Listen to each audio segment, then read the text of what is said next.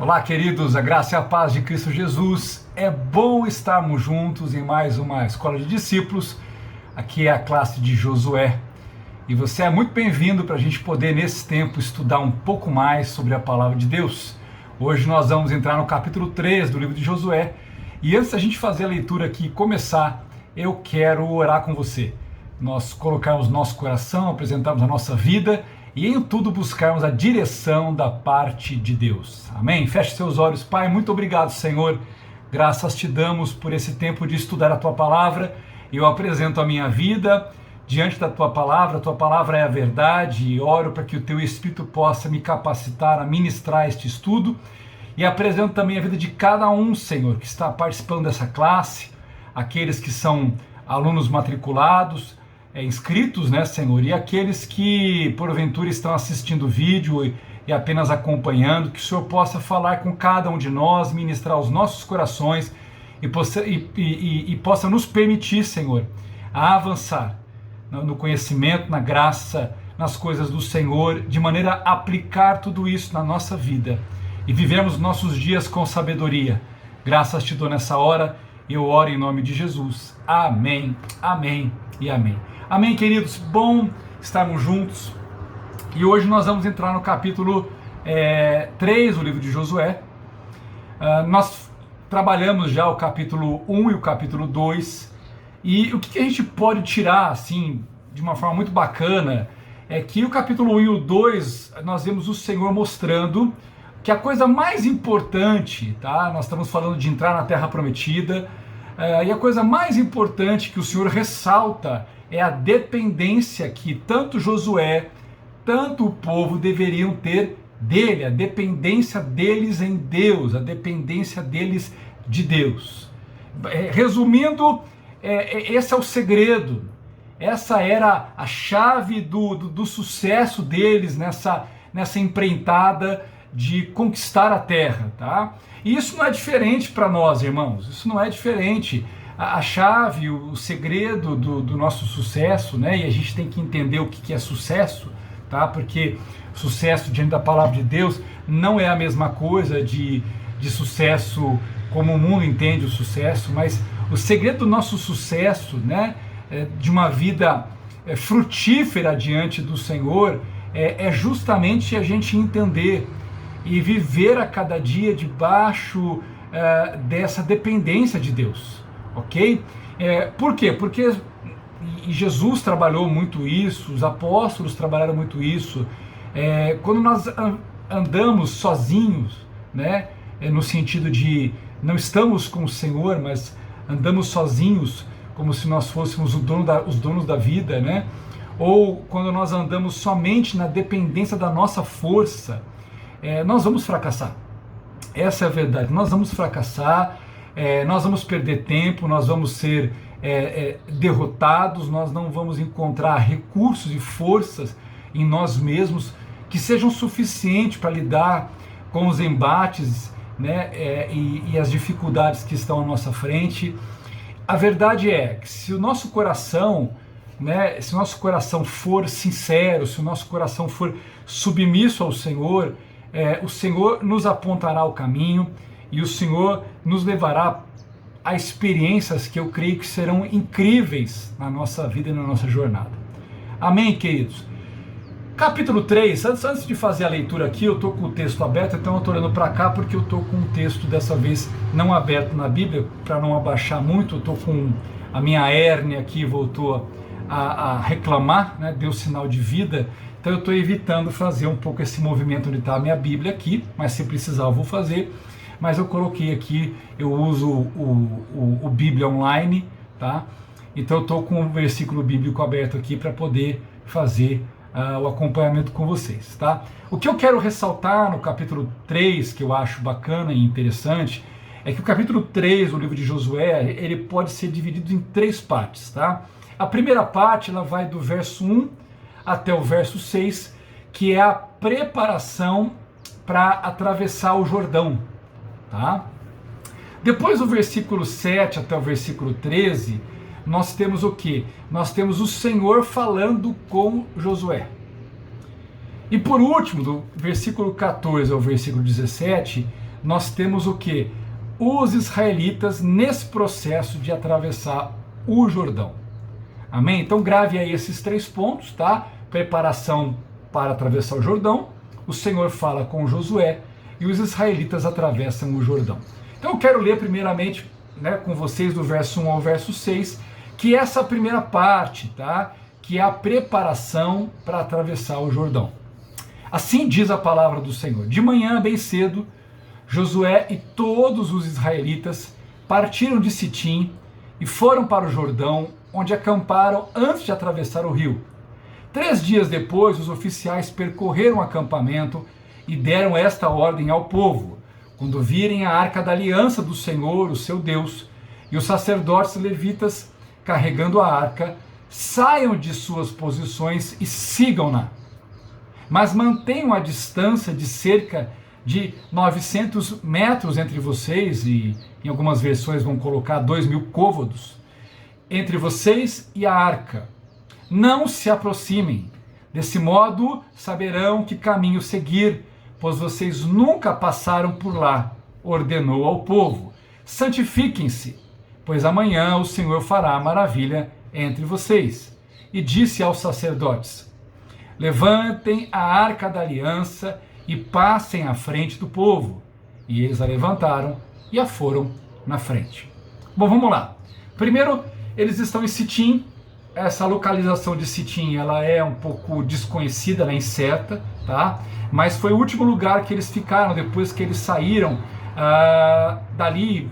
Isso está registrado em Números 22 até Números 24. Quando eles saem daquela região onde eles estavam, lá de Moabe, onde inclusive, né, Balaão esteve ali para tentar amaldiçoar o povo, tá? Então eles saíram dessa região, né, e foram para essa região de Sitim, e agora em Sitim eles estão se preparando para cruzar o Jordão, tá? E o que acontece, né, no dia, isso vai acontecer no dia seguinte à volta dos espias, né? Os espias, nós falamos isso na aula passada, que é o capítulo 2, Josué escolhe ali alguns espias para irem ali olhar a terra, e esse tempo que eles vão olhar a terra é um tempo de 3 dias, tá? Então, eles ficam 3 dias, então no quarto dia, tá? No quarto dia, que seria o dia que sucede a volta dos espias, tá? Que saíram para verificar a terra. E é óbvio, né, gente, se eles foram 3 dias para verificar a terra, é óbvio que eles não foi como aconteceu há 40 anos atrás, quando a quantidade de espias foi maior e eles ficaram 40 dias fora, né, para visitar ali e percorrer a terra em geral. Aqui eles só conseguiram em 3 dias, né, considerando que tem o tempo para ir, o tempo para voltar, eles conseguiram o quê? Olhar provavelmente, né, a cidade que estivesse à frente, a região que estivesse mais próxima no caminho de entrada deles, que obviamente nós já vimos isso no capítulo 2, que é a questão onde estava Raabe, que é a questão de Jericó, tá? Então eles estão basicamente ali à frente, né, num caminho que levando adiante seria Jericó, e eles voltam desses 3 dias de dar uma espiada na terra. Daí então, no quarto dia é o dia onde vem essa preparação, tá? Essa preparação onde a Arca da Aliança vai na frente, tá? Nós vimos aí que ela vai na frente com os sacerdotes carregando ali a arca, né? Os sacerdotes levitas iam carregando a arca, tá? No ombro, e à medida que eles fossem passando entre as tribos ali, essas tribos se levantavam, né? Devidamente já organizadas, tá? Elas tinham que levantar o acampamento e tinham que seguir, tá? Essa é a ideia, ok? Um detalhe importante aqui, não sei se você reparou ou não, que a gente fala de entrar na Terra Prometida, né, de começar a conquista, mas observe que toda a movimentação ela se dá por conta da Arca da Aliança, tá? O que a Arca da Aliança simbolizava? Ela simbolizava a presença de Deus junto ao seu povo. Então, o que vale a pena observar, olhar no texto, é que toda a movimentação do povo não se dá porque Josué chegou e falou, levantem e vamos, ou falou para os capitães, né, para os príncipes ali, falou, vá lá, procurem as suas tribos e mandem todo mundo começar a se levantar e comecem a andar. Não, né? A movimentação não parte da movimentação de Josué, da movimentação dos líderes, da movimentação das pessoas em geral, mas elas partem do princípio o quê? Da Arca da Aliança. A Arca da Aliança, se ela representa a presença de Deus, o que esse texto está mostrando como um princípio espiritual é a prioridade de Deus. Mais uma vez, nós vimos isso no capítulo 1, mais uma vez a prioridade de Deus, a priorizar Deus, priorizar a presença de Deus, né? Priorizar Deus no meio do seu povo, ou o seu povo priorizar a presença de Deus, né, entre eles. E isso é tão sério, essa questão de priorizar, não apenas porque era o Deus de Israel, não era apenas porque aquilo era a questão do Deus que os tirou do Egito, do Deus que os sustentou, do único e verdadeiro Deus e Senhor sobre tudo, mas também até por uma questão estratégica, uma questão de direcionamento, uma questão para que o povo soubesse para onde ir, né? Na verdade, não é o que o povo simplesmente adentraria na terra, mas o povo ser dirigido. Então eu trago isso para nós, a nossa fé em Cristo Jesus, não é apenas falar que eu sou de Cristo, que eu sou de Jesus, mas a pergunta é, eu sou dirigido pelo Senhor, eu tenho sido dirigido, minha vida é dirigida pelo Senhor, o Senhor vai à frente da minha vida, o Senhor está no lugar mais alto, no lugar importante, no lugar de destaque, o Senhor aqui conduz a minha vida. Essas são perguntas que a gente precisa, constantemente, a gente precisa nos fazer essas perguntas. Então, faça essas perguntas, aproveite a aula e faça essas perguntas, que eu tenho certeza que a resposta delas será muito importante para daqui em diante, de como você quer viver a sua vida com o Senhor. E aí o Senhor fala o quê? Olha como é interessante isso, que ele fala, olha, mantenha uma distância, tá? Mantenha uma distância de 2.000 côvados, né? Ou 900 metros, tá? Que é a questão, trazendo para os dias de hoje a medida, né? E essa distância, por que o Senhor pede essa distância, né? Por que ali o aviso era, mantenha essa distância de 2.000 côvados, de 900 metros? E eu já ouvi muita gente responder um monte de coisa, não, porque Deus é santo, Deus é separado, então o povo não podia ficar perto. E não é nada disso, o próprio texto responde. O próprio texto vai dizer aqui, quando a gente faz a leitura aqui, ele vai dizer assim, olha, mantenham a distância, tá? Não se aproximem, desse modo saberão que caminho seguir, porque vocês nunca passaram por lá. Então vamos trabalhar isso, né? Não é porque Deus era santo separado, Deus é santo separado, né? Do pecado, do engano, né? Mas há uma questão muito simples de entender. Por que manter a distância? Para que eles pudessem enxergar a arca à frente. Se você pegar 900 metros, irmãos, é quase 1 quilômetro, é uma boa distância. É uma boa distância. Então, lembrando que o povo está andando basicamente a pé, né? É uma multidão ali, é um exército que está marchando, mas a maioria deles está a pé, tá? Então essa distância é para que eles pudessem enxergar a arca aqui à frente. A arca que era conduzida pelos sacerdotes, mas não eram os sacerdotes que ditavam a direção. Os sacerdotes estavam ali carregando, mas estavam, na verdade, também dependendo da direção de Deus. Então observe que tudo girava em torno da arca. É da arca que simbolizava a presença de Deus que viria a direção de Deus, que estaria sobre o ombro dos sacerdotes, e os sacerdotes que carregavam sobre o ombro estavam ali, eles se movimentavam segundo a direção e o discernimento do Senhor, e o povo que vinha, né, um pouco para trás, o povo via isso, e o povo então se movimentava e se conduzia, né, talvez mais para a esquerda, talvez mais para a direita, mas o povo se conduzia segundo exatamente a direção do que eles estavam observando a arca, entendendo a direção que deveriam tomar. Até porque, gente, nós não estamos falando aqui de algumas centenas de pessoas, tá? Nós estamos falando aqui, queridos, de milhares de pessoas, tá? De milhões de pessoas. Há muita discussão sobre em si a quantidade do povo que estaria ali, né? Juntando entre homens, mulheres e crianças. Então há uma estimativa que às vezes ela é um pouco grande o intervalo dela, que se fala, olha, havia entre 3 milhões a 6 milhões de hebreus ali. É claro que de 3 e 6 é quase o dobro, né? Mas mesmo que a gente ficasse com 3 somente, vamos falar, são 3 milhões de hebreus. Gente, 3 milhões é muita coisa. Se a gente pegar aqui em Campinas, basicamente, é quase 3 vezes o tamanho de toda a população de Campinas. Ou seja, é muita gente. Tá? É muita gente junta andando. Então você imagine se não houvesse essa questão da arca à frente e ela fosse junto com o povo, na verdade, as pessoas se dispersariam, haveria muita confusão. E Deus é muito sábio no que Ele faz, Ele sabe muito bem como lidar com as coisas. Então o Senhor vai à frente com os sacerdotes, tá?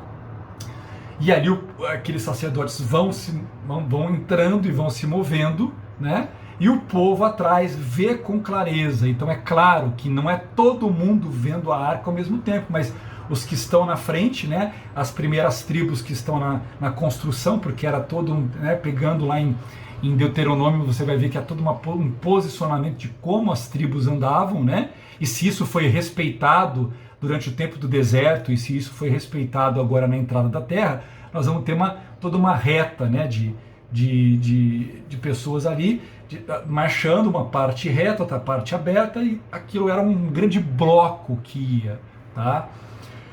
E aí nós podemos pensar o seguinte, bom, então quem estava lá na frente estava vendo, fazia um movimento, quem vinha atrás ia se movendo, então automaticamente todo aquele bloco de tribos acabava se movimentando. Por quê? Porque os que estavam atrás iam mudando o seu posicionamento, ou mais para a esquerda, ou mais para a direita, de acordo com que a arca se movia ali na frente, ok? Os sacerdotes, então, só eles podiam carregar a arca, só eles podiam cuidar dessas coisas, tá? Observe que eles podiam carregar a arca, mas eles não podiam tocar na arca, tá? E isso era segundo toda a lei que foi estabelecida, né? A lei cerimonial que foi estabelecida por Moisés. Isso está lá em Deuteronômio 10, Deuteronômio 31, você vai encontrar isso, tá? Então eles tinham que transportar a arca, não era pegando na arca, tinham barras, né? Que eles colocavam essas barras e colocavam no ombro, e eles então carregavam a arca, não podiam tocá-la. Usar é um caso desse, não nesse tempo, mas bem mais para frente. Usar, Davi colocou a arca em carro de boi, né? Uma carroça, vamos traduzir para nós aqui, e a carroça ia tombar, e Uzá colocou a mão e ele morreu fulminado na hora. Então as pessoas não tocavam na arca, tá? Já falei que a arca simbolizava a presença de Deus, então também mais um motivo para que ninguém podia tocar na arca, porque ela representava, tá? E só quem podia fazer esse ofício eram os levitas, tá? Os sacerdotes, que era restrito, né? Os sacerdotes estavam dentro desse grupo de levitas, tá? Que eram descendentes de Arão. Outra coisa importante, todos os sacerdotes eram levitas, mas nem todos os levitas eram sacerdotes, tá? E aí no versículo 5, que a gente leu aqui, Josué vira para o povo e fala assim, santificai-vos. Né? Vou pegar só essa frase, ele diz, santificai-vos. Né? E você vai ver muito isso no livro de Josué, essa questão dessa ideia da santificação. Tá? Isso é muito forte, essa santificação. Tá? Às vezes a gente pensa muito no livro de Josué, falando assim, olha, é o livro de conquistar a terra, de vencer as batalhas, de dominar o inimigo, mas não se trata disso, porque nós vamos bem mais para frente, né? E quando nós chegarmos em Jericó, nós já vamos ter um exemplo disso, depois nós vamos para outros lugares onde a história vai acontecer. E o que a gente vê? A gente vê que não se trata em si da batalha, de vencer o adversário, de conquistar a terra, ainda que exista a batalha, que exista, né, vencer a batalha, conquistar ali a terra, mas o foco não é esse. O foco está na santificação. no processo do povo em entender quem era Deus, em confiar em Deus, em depender do Senhor. Era do povo aprender a caminhar com Deus. Isso que é o mais interessante do livro de Josué. Josué é uma história mostrando um povo que está entrando em direção a conquistar o que Deus prometeu, mas não se trata em si de conquistar o que Deus prometeu, mas aprender quem era Deus, aprender a vontade de Deus, aprender a obedecer a Deus, aprender a confiar em Deus, aprender a depender em Deus, a depender de Deus. É diferente para nós? Não é. Mas esse era o processo, assim como é o processo para nós. Caminhar com Cristo, queridos, não é cumprir ritos e fazer coisas. Caminhar com Cristo, acima de tudo, é óbvio, é caminhar com Cristo. Mas é aprender a conhecê-lo, a descobri-lo, a entendê-lo, a obedecê-lo, a amá-lo, a honrá-lo, a priorizá-lo na sua vida. Isso é muito diferente. Então quando eu falo aqui de depender do Senhor, não é que esse povo não sabia depender do Senhor. Nós não podemos esquecer que essa turma que está entrando agora na Terra não era a primeira turma. Essa turma é a turma que cresceu no deserto. Então, havia um nível de dependência do Senhor que eles já tinham. Foi o que eles aprenderam no deserto. Então, eles tiveram experiências com o Senhor, eles aprenderam a depender do Senhor. Mas agora, nesse tempo novo, que eles não estão mais no deserto, que eles estão para atravessar o Jordão, para começar uma campanha de conquista, não é mais a mesma coisa. É um outro tempo, é um outro ciclo, é uma outra etapa. É um outro degrau que eles estão agora se preparando para subir. Então, se é um degrau mais alto, significa que o Senhor teria que ensiná-los também. O Senhor teria que trabalhá-los para levá-los o quê? A um novo nível de dependência. Havia a dependência que eles aprenderam, descobriram, entenderam do Senhor, né, no deserto, porque lá o Senhor fez com que a roupa não estragasse, os sapatos não se desgastassem, o Senhor curou as enfermidades, o Senhor deu alimento, o Senhor deu um maná, que foi uma provisão sobrenatural para esse povo, e não tinha o que se falar sobre isso, né?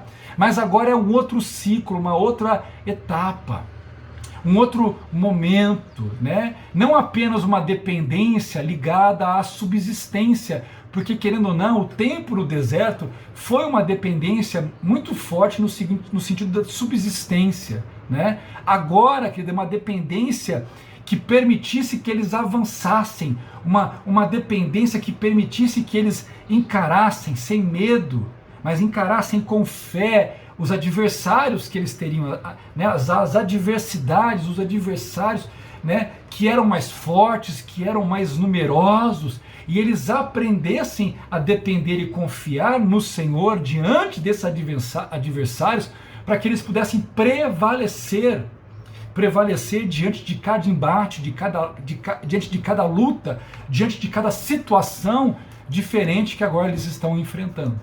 Então eu poderia dizer, né, que é a mesma coisa com a gente, querido. Né? A vida cristã é a nossa caminhada com o Senhor, a nossa caminhada com o Senhor é onde nós vamos dia após dia, fase após fase, ciclo após ciclo da nossa vida, nós estamos aprendendo o quê? Aprendendo a conhecer o Senhor, a confiar no Senhor, a depender do Senhor. E cada ciclo que nós entramos na nossa vida, nós percebemos que é um ciclo mais alto, que é um degrau mais alto, que exige conhecer o Senhor de uma forma diferente, que exige uma dependência maior, uma confiança maior. Não que a gente não tenha nada, mas aquilo que a gente teve, experimentou e cresceu é importante e valeu, porque faz parte do construto de quem nós somos. Mas sempre há um degrau mais alto, sempre há um novo nível, sempre há um novo ciclo que Deus quer nos levar. Às vezes Deus está colocando um novo ciclo diante da tua vida, talvez você já começou a caminhar esse novo ciclo, e agora é tempo do Senhor te ensinar a como caminhar nesse novo ciclo, a como depender dele, a como lutar tuas batalhas, a como lidar com as dificuldades, e como conhecer o Senhor. um pouco mais do Senhor no meio de tudo isso, para a gente poder lidar, porque cada fase, cada ciclo, existe um ensino, existe um trabalhar de Deus. Vou dar exemplos aqui, né, mais genéricos, mas você pode trazer isso de uma forma muito próxima para a tua vida. Você tem um ciclo que você foi um estudante. Hoje você tem um ciclo que você é um profissional, que você trabalha. É outra coisa. É um degrau mais alto, as dificuldades são diferentes, os desafios são diferentes. Então, é um degrau mais alto. Exige mais de você. Se você pegar... De repente você era empregado e agora você é patrão. Você abriu um negócio, tem uma empresa, trabalha para si mesmo, não sei. Mas você está num outro ciclo, você está num outro momento. Você tem toda uma experiência que é boa. Mas esse novo ciclo, esse novo momento, ele traz embates, dificuldades. Você enxerga em você limitações. E você vê que você tem que crescer, que você tem que mudar, que você tem que melhorar.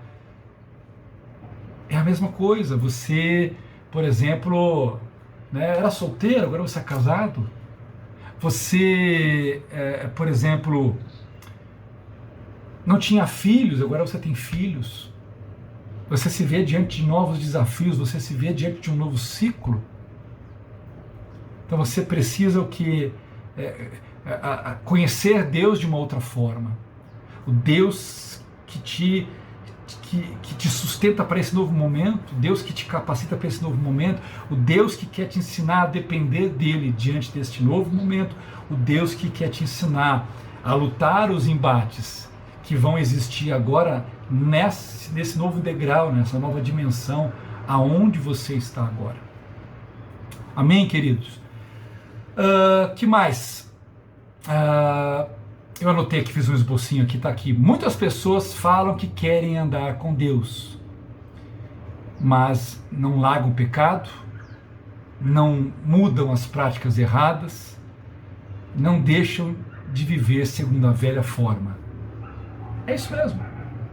Então, muitas vezes, eu como pastor, eu escuto muito isso. Eu quero andar com Deus, eu quero viver na presença do Senhor, eu quero conhecer a Deus. E muitas vezes nós não estamos abertos a largar as coisas que até então nós caminhamos. E às vezes nós precisamos entender que esse novo ciclo, algumas coisas não fazem parte mais, não podem mais fazer parte. Que para viver o novo, para viver, né, este diferencial que vem para esse novo tempo, eu tenho que estar disposto a uma mudança de mente, uma mudança de entendimento, uma mudança de palavras, uma mudança de práticas, uma mudança de comportamento da minha vida, para que eu possa viver segundo esse novo momento e possa então experimentar, conhecer, entender e desfrutar de tudo aquilo que está preparado para esse novo momento. E aí a gente entende um pouco sobre a expressão de Josué: santifiquem-se. Santifiquem-se, pois amanhã o Senhor fará maravilha entre vós. Esse termo maravilhas aqui, na tradução do hebraico, é a palavra nifa. Eu vou colocar a palavra aí, gente, vai aparecer aqui embaixo para vocês. Nifalaot, um negócio assim. Ela poderia ser traduzida como milagres, tá? Que essa palavra ela está ligada às grandes manifestações, às grandes ações poderosas de Deus, né? E observe quando ele fala assim: olha, santifiquem-se, pois amanhã o Senhor fará maravilhas entre vós. De cara vocês vão ver que, de fato, o Senhor já vai fazer de cara uma grande maravilha. E depois, ao longo do processo, eles verão outras maravilhas de Deus. E o que é interessante nisso, queridos, é porque o Senhor não está fazendo maravilhas por fazer maravilhas. Mas o Senhor quer mostrar ao povo, quer manifestar-se ao povo, impressionar no sentido de o povo ver, né, quem é o Deus de Israel, quem é o Senhor deles, né? E levá-los a compreender ainda mais, né, porque Ele é digno do louvor, da adoração e da confiança no Senhor, tá? E aí aqui nós, né, de cara, quando ele fala amanhã o Senhor fará maravilhas, vocês vão ver, nós vamos ler aqui no versículo, né, depois na terceira parte, que é do versículo 14 ao 17, nós vamos ver que Deus realiza o milagre de parar as águas do Jordão. Assim como Deus abriu para aquela primeira geração o Mar Vermelho, agora o Senhor vai abrir as águas do Jordão para essa nova geração então passar, tá? E adentrar na terra prometida. E o versículo 6 nós vimos aqui que o Senhor então dá a ordem para os sacerdotes para que eles se levantem, né? E comecem então a caminhada passando diante do povo, para que assim vão passando, o povo vai dando a medida e o povo se levante. Então todo aquele movimento começa a acontecer, né? Das pessoas se levantarem, das tribos se levantarem e as pessoas então começarem a marchar em direção aonde está ali propriamente o rio como uma divisória da terra, ok? Então essa é a primeira parte do livro. Depois nós temos uma segunda parte, que é do versículo 7 até o versículo 13, onde o Senhor fala então com Josué, tá? Que é, deixa eu abrir aqui na minha Bíblia, cadê você? Tá aqui, que nós vamos ler, tá?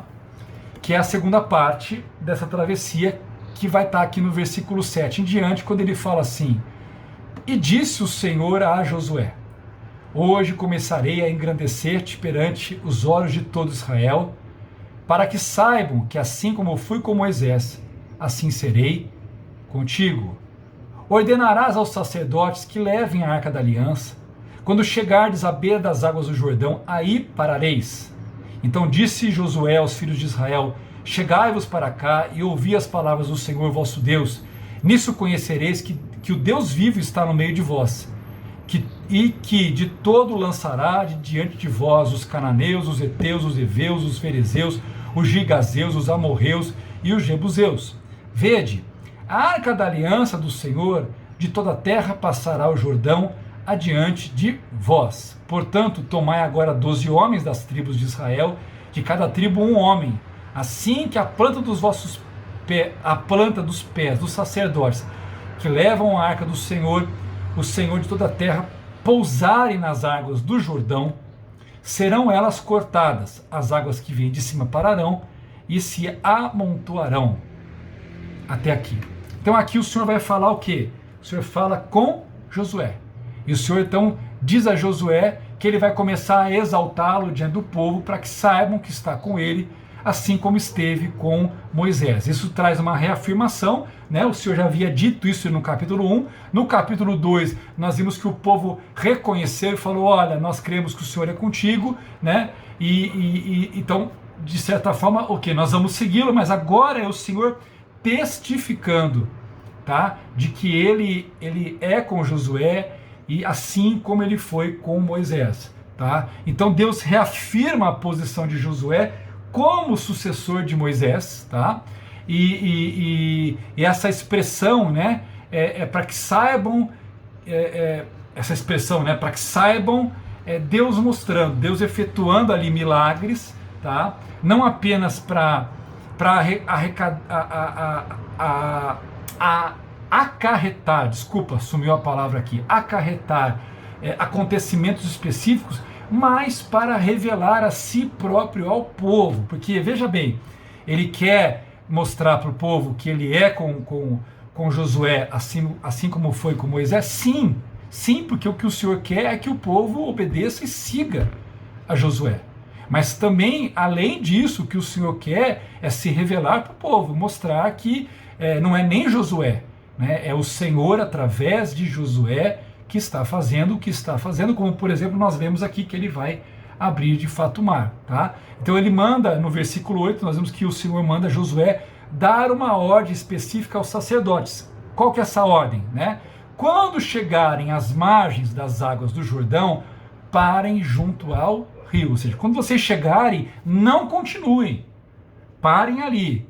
Automaticamente, né? Há um motivo para isso. Deus não fala as coisas só por falar. Qual que é o motivo? Está no versículo 9, quando Josué fala para o povo, aqui no versículo 9, e ele vai dizer aqui, né? Então disse Josué aos filhos de Israel: chegai-vos para cá e ouvi as palavras do Senhor vosso Deus. Então, Os sacerdotes chegam com arcas, param ali, então automaticamente o povo vai chegando. Só que o povo foi mantendo a distância, né? Dos 900, então o povo foi parando tudo antes.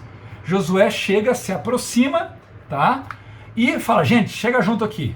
Aí esse povo se aproxima, tá? Porque esse povo está a quase 1 quilômetro de distância. Então o povo todo se aproxima, tá? Para poder ouvi-lo. E aí agora é interessante por quê? Porque Deus falou com Josué e agora Deus vai falar através de Josué. É como se naquele momento Josué fosse boca de Deus, Josué fosse um profeta, porque ele se coloca diante do Senhor como um porta-voz do Senhor. E aí no versículo 10 ele fala, assim saberão que o Deus vivo está no meio de vocês e que certamente expulsará de diante de vocês os cananeus, os hititas, os heveus, os fariseus, os gigazeus, os amorreus e os jebuseus. Então o Senhor, ele ressalta aqui, através das palavras de Josué, ele ressalta o seu poder, o seu cuidado, para que o povo não temesse, para que o povo não tivesse medo quando chegasse em cada um desses povos, tá? Mas o povo tivesse o quê? Fé no Senhor, fé na vitória que Deus iria dar para eles, independentemente do adversário, tá? Então ele vai citando vários aqui, ele cita, né, os cananeus, que isso pode representar todos os povos, mas pode ser de forma específica uma referência a um grupo ou outro, e ele cita todos aqui.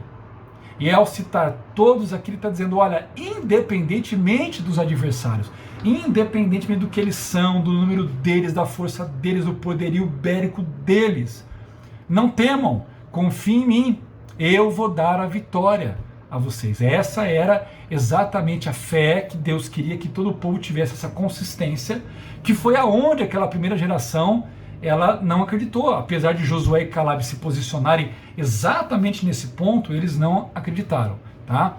E aí o versículo 11 fala, vejam, a arca da aliança do soberano de toda a terra atravessará o Jordão à frente de vocês. Aqui é aquele momento bambalalão, tá? Onde o Senhor vai explicar, olha, vai acontecer assim, e quando isso acontecer, vai acontecer isso, tá? Então ele fala, olha, vocês estão vendo a Arca da Aliança? Então, a Arca da Aliança, ela vai ser agora passada daqui para cá. E o que vocês vão observar? Vocês vão observar agora que ela vai atravessar o Jordão. Aí ele fala, olha, mas antes aqui, escolham, né, 12 israelitas, um de cada tribo. Então eles mandaram separar um de cada tribo ali, tá? Porque isso tem a alusão, né, a questão da nação como um todo, tá? É o Senhor ratificando ali a sua aliança, o seu propósito, e o olhar do Senhor dizendo, olha, vocês são uma nação diante de mim, tá? Ninguém é maior do que ninguém, todos estão debaixo da minha aliança, todos estão aqui porque eu os trouxe até aqui. Então ele chama cada um destes homens, tá? Para então, a partir daí, em que os homens estão ali, os 12 homens estão separados, tá? E aí ele dá continuidade, ele fala, quando os sacerdotes que carregam a arca do Senhor, o soberano de toda a terra, puserem os pés no Jordão, a corrente será represada e as águas formarão que é uma muralha, ou seja, a parte de cima vai parar e vocês vão ver que a água não vai mais descer, tá? É isso que ele está dizendo. Então, o que não deixa de ser, é óbvio, um evento miraculoso, tá? Então esse evento miraculoso era para o Senhor estar mostrando não apenas o seu poder, mas que ele era um Deus vivo, um Deus real. Eles podiam não vê-lo, mas Deus estava ali para agir. E quando eles colocam, os sacerdotes colocam o pé na arca, eles estão carregando, o pé no rio, o que eles estão carregando? A arca. Então aquilo é símbolo assim, a hora que eles estavam ali, a arca entrou ali. O Senhor, Deus vivo, ele manifesta ali o seu poder, ele causa aqui essa divisão das águas. Isso para mostrar o quê? Que o Deus vivo estava com eles e mostrar o quê? A presença de Deus, né? E o próprio Deus trabalhando em favor do seu povo, tá? Então, ainda no versículo 13, tá? A referência à arca faz um paralelo com a expressão no versículo 11, tá? Observe que aqui ele vai dizer no versículo 13, assim que a planta dos vossos pés, né, os pés dos sacerdotes, tocassem a água, né, eles falam assim, o Senhor de toda a terra. É importante isso porque eles vão entrar numa terra onde há um panteão de divindades, né, como por exemplo Baal e outras divindades que são adoradas e cultuadas como se fossem um verdadeiro Deus, e não é. Então quando ele coloca essa referência aqui, né, o Senhor de toda a terra, tá, era uma designação para fortalecer a consciência, né, eu vou até usar uma expressão que eu usei numa nas mensagens que eu preguei há alguns domingos atrás, quando eu falei de cosmovisão. A cosmovisão, a visão de mundo, né, que aqueles israelitas precisavam ter, era ter a visão de que eles seguiam e serviam o Deus de toda a terra, o verdadeiro, único Deus. Por quê? Porque quando eles entrassem ali, Baal, da mesma forma, né, ele era a designação do Deus mais importante e também de um Deus criador, né, era o Deus adorado de forma geral pelos cananeus, tá?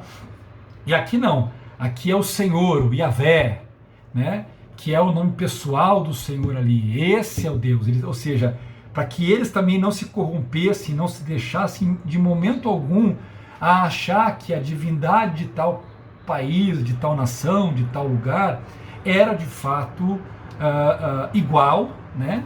Porque hoje em dia você vê esse movimento, né? As pessoas falam, é tudo Deus, né? O Deus dali, o Deus de cá, é a mesma coisa, Jesus é igual a fulano, igual a ciclano. Não é. Não é. Deus deixa muito claro que não é. Tá? Não é o mesmo, nomes diferentes para a mesma divindade. Se tem uma coisa que o Antigo Testamento mostra, é que não, ou é uma coisa ou é outra coisa. Se é Yahvé, não pode ser, então, Baal. Tá? Essa é a ideia. Ok? Então aqui, até esse versículo 13, a gente vê o Senhor falando então com Josué e dando essas instruções ali. Aí no versículo 14 até o versículo 17 é a terceira parte da estrutura desse capítulo, que é os israelitas atravessam o Jordão. O versículo 14 vai dizer assim para a gente: quando, pois, o povo desmontou o acampamento para atravessar o Jordão, os sacerdotes que carregavam a arca da aliança foram adiante. Tá? Então, está mostrando aqui, começou o processo.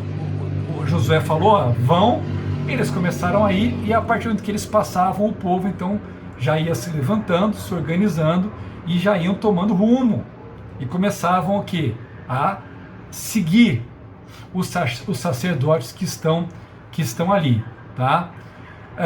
Versículo 15, tá? Fala assim: assim que os sacerdotes que carregam a arca da aliança chegarem ao Jordão e tocarem as águas, tá? Isso aqui é interessante. Aí o versículo 16 diz assim: a correnteza que descia parou de descer e formou uma muralha a grande distância perto da cidade chamada Adã, nas proximidades de Zaretã, e as águas que desciam para o mar de Arabá, o mar salgado, escoaram totalmente. Assim o povo atravessou o rio em frente de Jericó. Então observe que lá no versículo anterior, no versículo 13, ele fala: olha, vocês vão passar. E agora que o povo está então começando a passar, há um detalhamento. E o que a gente aprende aqui? Tá? Esse era um momento que provavelmente essa época era a época de abril, tá? Esse é o momento em que o Jordão estava transbordando as águas. Não era época de seca, época de baixa, era época de alta. Então o Rio Jordão estava transbordando. E é nesse contexto que os sacerdotes chegam com o rio que está transbordando, e a hora que eles pisam, aquela água então para. Mas observe que não parou ali. O texto diz que na verdade aquela água foi parando, subindo, e ele fala, olha, subiu ao ponto de chegar a uma cidade chamada Adã, ou seja, aquilo abriu, foi lá para cima. Depois ele fala, olha, e nas proximidades, então abriu por quê? Porque não era aquele trechinho, nós estamos falando de milhões de pessoas, então aquele rio ele abre uma grande proporção, por quê? Porque é uma grande multidão que vai passar. tá? Então não uma vez eu vi uma ilustração na internet mostrando, né, a abertura, então abriu lá 10 metros, né? Então você imagina um povo de 3 milhões de pessoas, tá? Um exemplo, passando por uma abertura no Jordão de 10 metros, né? Ia levar dias para fazer aquilo ali, né? Então, na verdade, o texto mostra o quê? Que essa água ela foi diminuindo, ela cessou, mas ela foi subindo até chegar perto da cidade, dessa cidade de Adã, tá? Por quê? Porque quando você olhasse, aquilo era uma grande extensão do rio que ficou totalmente seco. Então eles passam, eles cruzam a pé, não com o pé na água, mas terra, não vou falar terra seca, né? Porque a terra tinha tido água até um minuto antes. Mas a terra não está mais, não há mais um rio ali, né? Então eles vão pisar, um barro ali que tem que pisar, vão pisar e vão passar pelo leito daquele rio que estava ali, e o Senhor então segura e retém, ou seja, tenta imaginar a medida disso, né? Para que o povo passasse, tá? Então o Jordão ele estava transbordando. Então isso que tem a ver com a frase, né, de Josué quando ele fala, olha, santificai-vos porque amanhã o Senhor fará maravilhas. Então essa já é de cara uma grande maravilha, né, um grande prodígio do Senhor, porque ele literalmente seca uma extensão enorme, né, como se ele estivesse abrindo o rio, para que o povo então pudesse o quê? O povo pudesse passar. Então não foi numa época de seca, né? Ele detém as águas do Jordão quando elas se encontravam aqui na sua cheia. Isso é proposital. Isso foi proposital do Senhor, né? Irmãos, fazendo uma alusão para nós, né? Muitas vezes o Senhor faz algumas coisas que aos nossos olhos parecem o pior momento, né? Mas, né? Bom, peraí, nós vamos atravessar aqui o rio, mas o rio está cheio.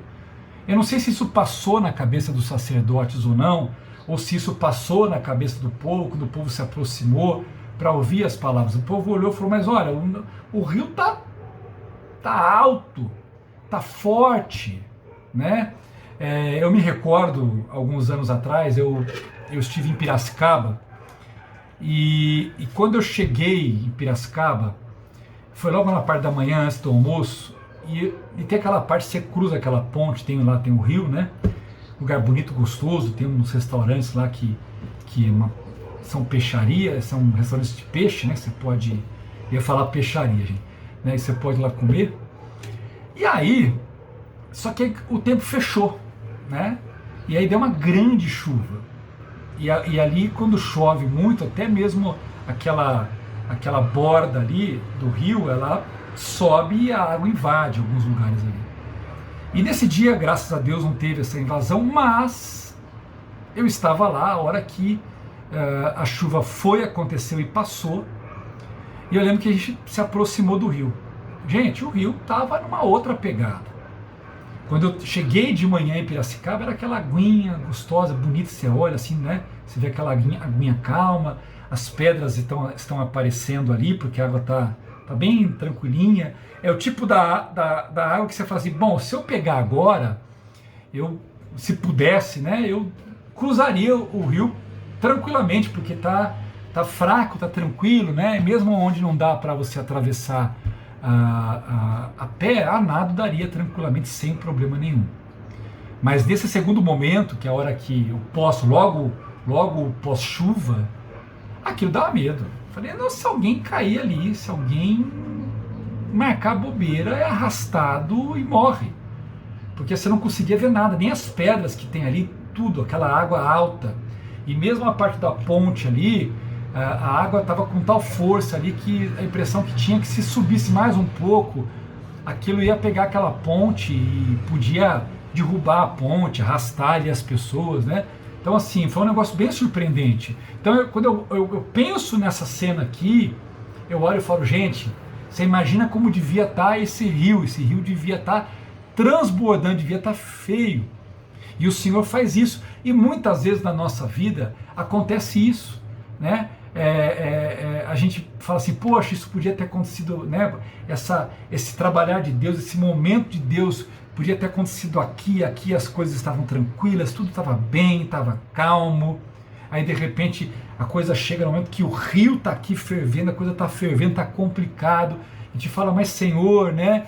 E parece que Deus às vezes espera esses momentos em que parece que o rio está transbordando, que a coisa parece estar mais complicada, mais difícil, e parece que Deus quer usar esses momentos para fazer uma manifestação do seu poder, do seu sinal, do seu cuidado.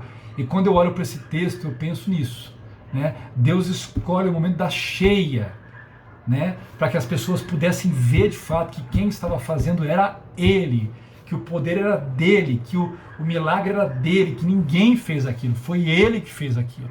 E eu vejo isso na nossa vida, Deus fazendo isso para que a gente possa entender muitas vezes que quem está no controle é Ele, quem está fazendo é Ele, quem sustenta é Ele, quem opera é Ele, e Ele não precisa que tudo esteja aos nossos olhos bem para Ele fazer. E Deus às vezes escolhe manifestar-se e agir e operar quando tudo parece estar assim desfavorável a nós, ok? E aqui no versículo 16 ele fala, né, que a correnteza que descia parou de correr, formou uma muralha a grande distância, e fala, e o povo atravessou o rio em frente de Jericó, ou seja, eles estão na linha para continuar seguindo e indo em direção a Jericó, tá? Para você ter uma ideia, uma informação que eu fui atrás, da onde eles estavam, tá? Se eles estavam em direção à frente de Jericó, a cidade de Adã era uma cidade que ficava, tá? Eu não sei dizer a distância do Rio Jordão, mas os mapas, né, os estudos nesse sentido, diz que a cidade de Adã ficava aproximadamente 29 quilômetros ao norte de Jericó. Então nós estamos falando que Deus abriu uma quantidade de mar enorme. Eu não estou falando que Deus abriu 29 quilômetros, porque Adã ficava 29 quilômetros de Jericó, então eu não sei qual era a distância que havia ali, mas com certeza, né, Deus secou vários quilômetros do Rio Jordão para o povo hebreu passar, né, como um grande bloco, uma grande massa, avançando em direção a Jericó, ok? Que mais aqui? Deixa eu ver no texto aqui. E aí nós vamos para o verso 17, tá? O verso 17 fala que os sacerdotes que carregavam a arca da aliança do Senhor ficaram parados em terra seca, no meio do Jordão, enquanto todo Israel passava, até que toda a nação atravessou, pisando em terra seca. Então eles pisaram, o mar começou a se abrir e eles se posicionaram exatamente como se eles tivessem ficado no meio do leito do rio. E aí, enquanto eles ficaram ali, né, ou seja, eles ficaram ali até que todos passassem. E depois que todos passaram, eles saíram, né, obviamente eles foram para o lado já, cruzando também o lado, e aí o rio voltou então a deixar de estar represado e começou a passar novamente. Então isso você tenta imaginar, né, essa movimentação. E aqui tem uma informação que eu acho que vale a pena compartilhar, né, que esse rio, né, aonde que é o Jordão, onde ele deságua, né, ele deságua ali na região de umas campinas chamada tipo Mar de Arabá, né, que é o Mar Morto, mas tem umas campinas da onde tem esse jorrar aqui, tá? E é interessante como as coisas estão interligadas, porque esse fluxo todo que saía dali, ele acabava indo em direção ao Mar de Arabá, que era o Mar Morto. Lembrando que o Mar Morto ele não tem ponto de escape, né? Toda a água que chega no Mar Morto, ela fica no Mar Morto, mas o Mar Morto não cresce, não transborda, né? Porque a água vai se exaurir através da evaporação, né? O Mar Morto, você sabe que ele tem uma quantidade absurda de sal e de outros minerais que torna a vida na água ali impossível, tá? Então não tem em si vida na água do Mar do Mar Morto. Ok, queridos? Então a gente vê o que? O povo todo atravessou. Tá? O povo todo vai atravessar, Deus abre o mar, o povo atravessa, agora o povo todo está do outro lado, lembrando que do lado que eles estavam ficaram ali os gaditas, os rubenitas, meia tribo dos, deixa eu lembrar aqui, gente, de vez em quando dá umas falhadas aqui, meia tribo de Manassés, tá? Eles ficaram lá, as mulheres, as crianças, mas os soldados todos atravessaram agora e eles estão do outro lado. E agora eles vão em direção direta para Jericó. Semana que vem, no capítulo 4, nós vamos falar sobre as pedras comemorativas, tá? E vamos seguindo então com o nosso estudo. Espero que você tenha sido abençoado. Espero que você tenha conseguido entender os princípios espirituais aqui do capítulo 3 e você possa trazer e aplicar isso na sua vida. Amém, queridos? Vamos orar? Pai, muito obrigado, Senhor, por essa aula, por esse tempo. Continua a ministrar no coração de cada um dos meus irmãos, de cada um que assiste essa aula. Graças te damos nessa hora e oramos em nome de Jesus. Amém e amém. Deus abençoe. Uma excelente semana para você, na graça e na paz de Cristo Jesus. Até mais.